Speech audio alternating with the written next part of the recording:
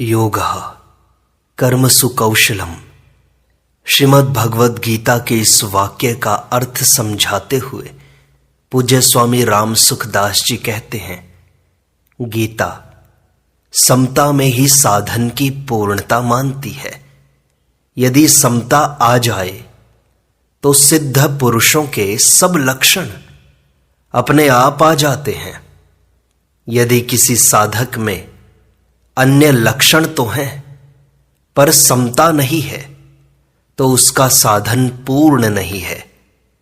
इसलिए गीता में जहां जहां सिद्धों के लक्षण आए हैं वहां वहां समता की मुख्यतया बात आई है। तात्पर्य है कि समता ही गीता का ध्येय है। गीता का उपदेश दूसरे अध्याय के 11वें श्लोक से आरंभ होता है। उपदेश के आरंभ में भगवान ने 11वें श्लोक से 30वें श्लोक तक शरीरी शरीर, सत असत, नित्य अनित्य इत्यादि का विवेक करते हुए सार गर्भित वर्णन किया है। फिर 31वें से 38वें श्लोक तक क्षात्र धर्म की दृष्टि से युद्ध करने की आवश्यकता का वर्णन करके 39वें श्लोक में भगवान ने कहा, एषा ते भिताः सांख्ये बुद्धिर योगे त्विमां शृणु। यह समता पहले सांख्य योग में कही गई, अब तू इसको योग के विषय में सुन। यहां पहली बार बुद्धि शब्द का प्रयोग हुआ है। इससे पहले कहीं बुद्धि शब्द नहीं आया। 39वें श्लोक से जो प्रकरण आरंभ हुआ है उसमें समता को ही कहीं बुद्धि शब्द से, कहीं योग शब्द से और कहीं बुद्धि योग शब्द से कहा है। 48वें श्लोक में भगवान योग की परिभाषा बतलाते हैं, योगस्थः कुरु कर्माणि संगम त्यक्त्वा धनंजय सिद्ध सिद्ध्यो समो भूत्वा समत्वम योग उच्यते। हे धनंजय, तू आसक्ति का त्याग करके सिद्धि असिद्धि में सम होकर योग में स्थित हुआ कर्मों को कर, क्योंकि समता को ही योग कहा जाता है।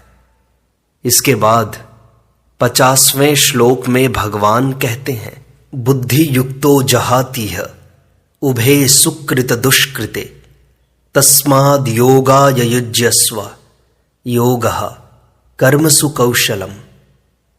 बुद्धि समता से युक्त मनुष्य वर्तमान में ही पुण्य और पाप दोनों से रहित हो जाता है।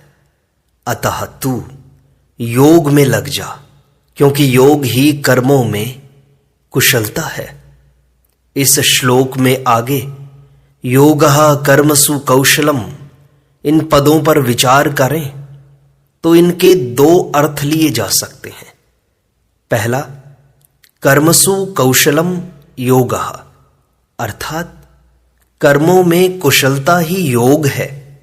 दूसरा, कर्मसु योगः कौशलम, अर्थात कर्मों में योग ही कुशलता है। अगर पहला अर्थ लिया जाए कि कर्मों में कुशलता ही योग है, तो जो बड़ी कुशलता से, सावधानी से चोरी, ठगी इत्यादि कर्म करता है उसका कर्म योग बन जाएगा। परंतु ऐसा मानना उचित नहीं है और यहां निषिद्ध कर्मों का प्रसंग भी नहीं है। अगर यहां शुभ कर्मों को ही कुशलता पूर्वक करने का नाम योग माने तो मनुष्य कुशलता पूर्वक सांगोपांग किए हुए शुभ कर्मों के फल से बंध जाएगा। और गीता में कहा है, फले सक्तो निबध्यते, अर्थात फल में आसक्त होकर वह बंधन में बंध जाता है। अतः उसकी स्थिति में समता नहीं रहेगी और उसके दुखों का नाश नहीं होगा। शास्त्र में आया है, कर्मणा बध्यते जंतुः, कर्मों से मनुष्य बंध जाता है। अतः जो कर्म स्वभाव से ही मनुष्य को बांधने वाले हैं वे ही मुक्ति देने वाले हो जाएं, यही वस्तुतः कर्मों में कुशलता है। मुक्ति योग से होती है, कर्मों में कुशलता से नहीं। कर्म कितने ही बढ़िया हों, उनका आरंभ तथा अंत होता ही है और उनके फल का भी संयोग और वियोग होता ही है। जिसका आरंभ और अंत संयोग और वियोग होता है उसके द्वारा मुक्ति की प्राप्ति कैसे होगी? नाशवान के द्वारा अविनाशी की प्राप्ति कैसे होगी? अतः महत्व योग का है, कर्मों का नहीं। अगर उपर्युक्त अर्थ ही ठीक माना जाए तो भी कुशलता के अंतर्गत समता निष्काम भाव को ही लेना पड़ेगा। अर्थात कर्मों में कुशलता ही योग है तो कुशलता क्या है? इसके उत्तर में यह कहना ही पड़ेगा कि योग अर्थात समता ही कुशलता है। ऐसी स्थिति में कर्मों में योग ही कुशलता है, ऐसा सीधा अर्थ क्यों न ले लिया जाए? जब उपर्युक्त पदों में योग शब्द आया ही है तो फिर कुशलता का अर्थ योग लेने की जरूरत ही नहीं है। अगर प्रकरण पर विचार करें तो योग अर्थात समता का ही प्रकरण चल रहा है, कर्मों में कुशलता का नहीं। भगवान समत्वम योग उच्यते कहकर योग की परिभाषा भी बता चुके हैं। अतः इस प्रकरण में योग ही विधेय है, कर्मों में कुशलता विधेय नहीं है। योग ही कर्मों में कुशलता है, अर्थात कर्मों को करते हुए हृदय में समता रहे, राग द्वेष न रहे, यही कर्मों में कुशलता है। इसलिए योगः कर्मसु कौशलम यह योग की परिभाषा नहीं है किंतु योग की महिमा है। इसी 50वें श्लोक के पूर्वार्ध में भगवान ने कहा है कि समता से युक्त मनुष्य पुण्य और पाप दोनों से रहित हो जाता है। यदि मनुष्य पुण्य और पाप दोनों से रहित हो जाए तो फिर कौन सा कर्म कुशलता से किया जाएगा? गीता में कुशल शब्द का प्रयोग 18वें अध्याय के 10वें श्लोक में भी हुआ है। न द्वेष्टि अकुशलम कर्म कुशले नानुषज्जते त्यागी सत्व समाविष्टो मेधावी छिन्न संशयः। जो अकुशल कर्म से द्वेष नहीं करता और कुशल कर्म में आसक्त नहीं होता वह त्यागी, बुद्धिमान, संदेह रहित और अपने स्वरूप में स्थित है। यहां अकुशल कर्म के अंतर्गत सकाम भाव से किए जाने वाले और शास्त्र निषिद्ध कर्म आते हैं तथा कुशल कर्म के अंतर्गत निष्काम भाव से किए जाने वाले शास्त्र विहित कर्म आते हैं। अकुशल और कुशल कर्मों का तो आदि अंत होता है, पर योग अर्थात समता का आदि अंत नहीं होता। देखा जाए तो बांधने वाले राग द्वेष ही हैं, कुशल या अकुशल कर्म नहीं। अतः राग पूर्वक किए गए कर्म कितने ही श्रेष्ठ क्यों न हो, वे बांधने वाले ही हैं, क्योंकि उन कर्मों से ब्रह्मलोक की प्राप्ति भी हो जाए तो भी वहां से लौटकर पीछे आना पड़ता है। आ ब्रह्म भुवनाल्लोकाः पुनरावर्तिनोर्जुन। इसलिए जो मनुष्य अकुशल कर्म का त्याग द्वेष पूर्वक नहीं करता और कुशल कर्म का आचरण राग पूर्वक नहीं करता, वही वास्तव में त्यागी, बुद्धिमान, संदेह रहित और अपने स्वरूप में स्थित है। उपर्युक्त विवेचन से सिद्ध हुआ कि योगः कर्मसु कौशलम, पदों का अर्थ कर्मों में कुशलता ही योग है, ऐसा न मानकर कर्मों में योग ही कुशलता है, ऐसा ही मानना चाहिए। अब योग क्या है, इस पर विचार किया जाता है। गीता में योग शब्द के 3 अर्थ हैं। पहला समता, जैसे समत्वम योग उच्यते। दूसरा सामर्थ्य ऐश्वर्य प्रभाव, जैसे पश्य में योगम ऐश्वरम। और तीसरा समाधि, जैसे यत्रोपरमते चित्तम निरुद्धम योग सेवया। यद्यपि गीता में योग का अर्थ मुख्यता से समता ही है, तथापि योग शब्द के अंतर्गत तीनों ही अर्थ लेने चाहिए। पातंजल योग दर्शन में चित्त वृत्तियों के निरोध को योग कहा गया है। योगश चित्त वृत्ति निरोधः। इस योग के परिणाम स्वरूप दृष्टा की स्वरूप में स्थिति हो जाती है। तदा द्रष्टुः स्वरूपे अवस्थानम। इस प्रकार पातंजल योग दर्शन में योग का जो परिणाम बताया गया है, उसी को गीता योग कहती है। तात्पर्य है कि गीता चित्त वृत्तियों से सर्वथा संबंध विच्छेद पूर्वक स्वतः सिद्ध समस्वरूप में स्वाभाविक स्थिति को योग कहती है। इस समता में स्थित होने पर फिर कभी इससे वियोग अर्थात व्युत्थान नहीं होता, इसलिए इसको नित्य योग कहते हैं। चित्त वृत्तियों का निरोध होने पर तो निर्विकल्प अवस्था होती है, पर समता में स्वतः सिद्ध स्थिति का अनुभव होने पर निर्विकल्प बोध होता है। निर्विकल्प बोध अवस्था नहीं है, प्रत्युत संपूर्ण अवस्थाओं से अतीत तथा उनका प्रकाशक एवं संपूर्ण योग साधनों का फल है। इस प्रकार गीता का योग पातंजल योग दर्शन के योग से बहुत विलक्षण है। परमात्मा सम है, निर्दोषम ही समम ब्रह्मा। जीव परमात्मा का अंश है। ममैवांशो जीवलोके। अतः समरूप परमात्मा के साथ जीव का संबंध अर्थात योग नित्य है। इस स्वतः सिद्ध नित्य योग का ही नाम योग है। यह नित्य योग सब देश में है, सब काल में है, सब क्रियाओं में है, सब वस्तुओं में है, सब व्यक्तियों में है, सब अवस्थाओं में है, सब परिस्थितियों में है, सब घटनाओं में है।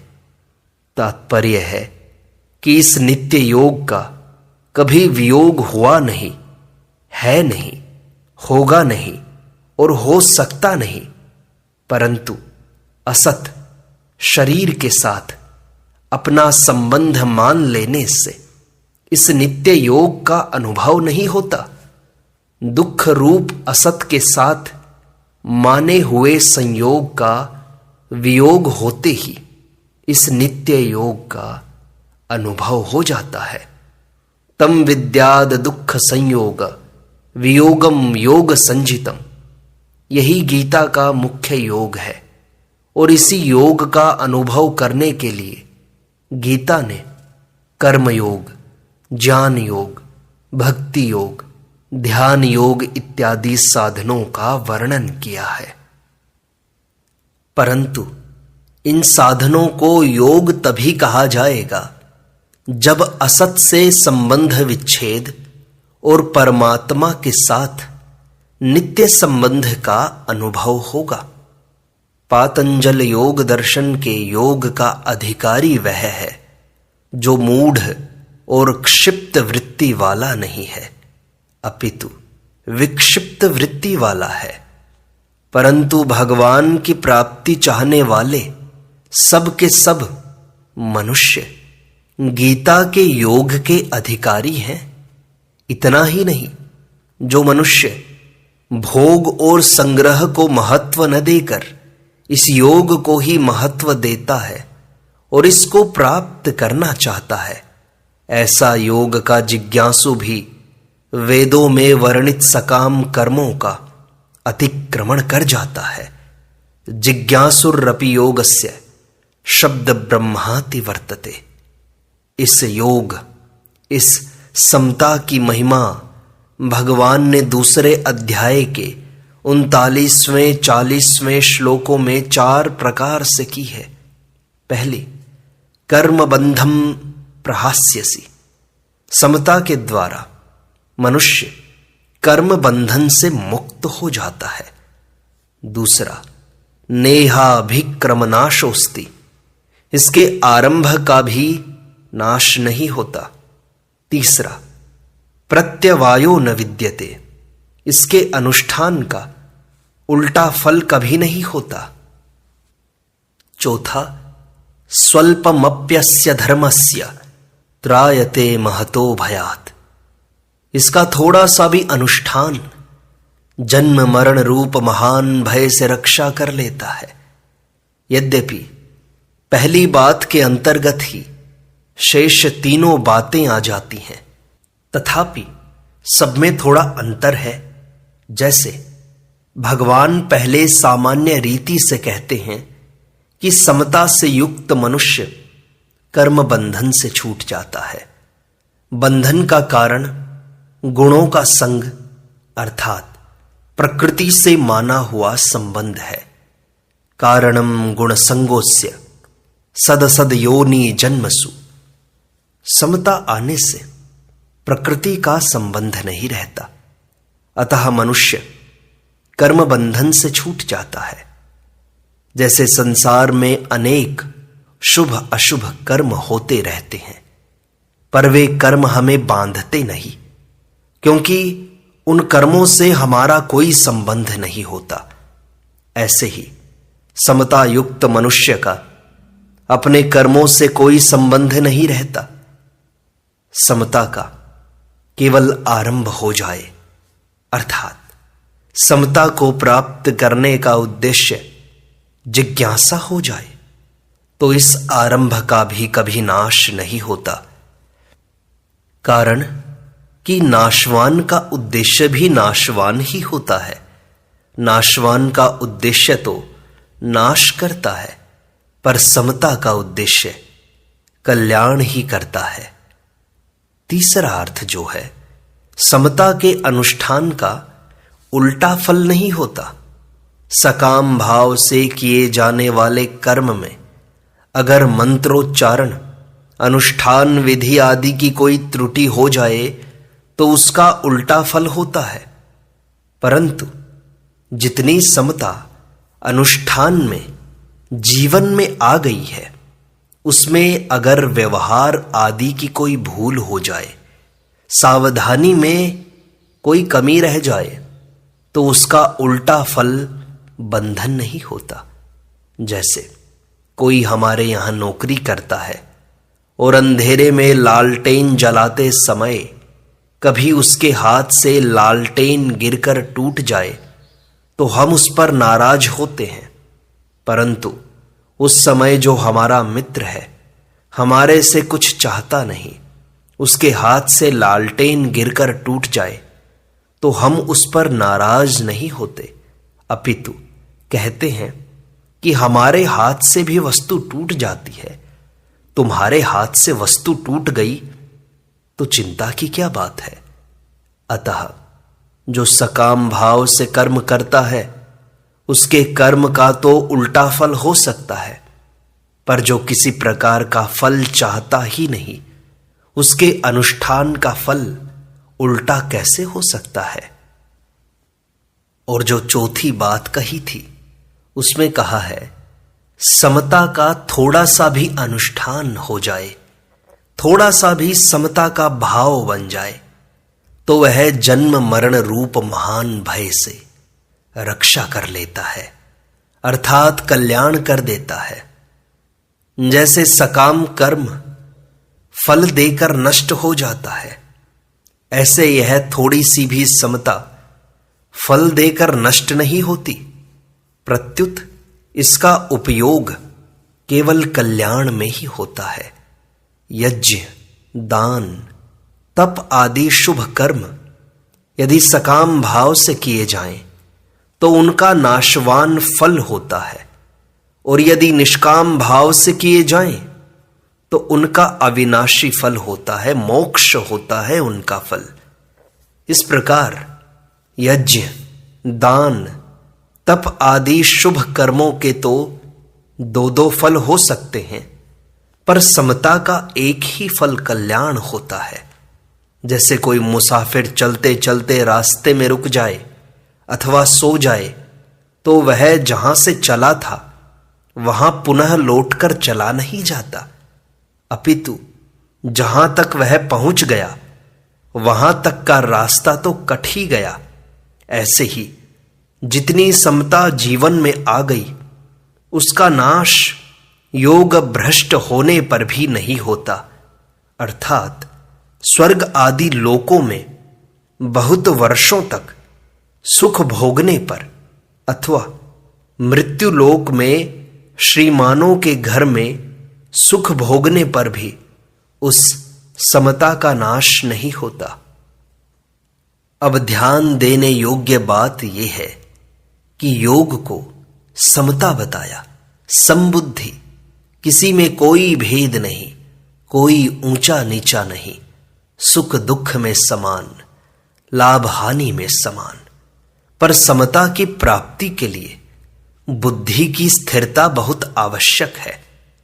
पातंजल योग दर्शन में तो मन की स्थिरता को महत्व दिया गया है, पर गीता बुद्धि की स्थिरता, उद्देश्य की दृढ़ता को ही महत्व देती है।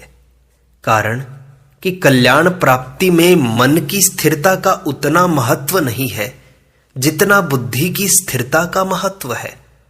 मन की स्थिरता से लौकिक सिद्धियां प्राप्त होती हैं, पर बुद्धि की स्थिरता से लौकिक सिद्धियां प्राप्त न होकर पारमार्थिक सिद्धि, कल्याण की प्राप्ति होती है। कर्मयोग में बुद्धि की स्थिरता ही मुख्य है। अगर मन की स्थिरता होगी तो कर्मयोगी कर्तव्य कर्म कैसे करेगा? कारण कि मन स्थिर होने पर बाहरी क्रियाएं रुक जाती हैं।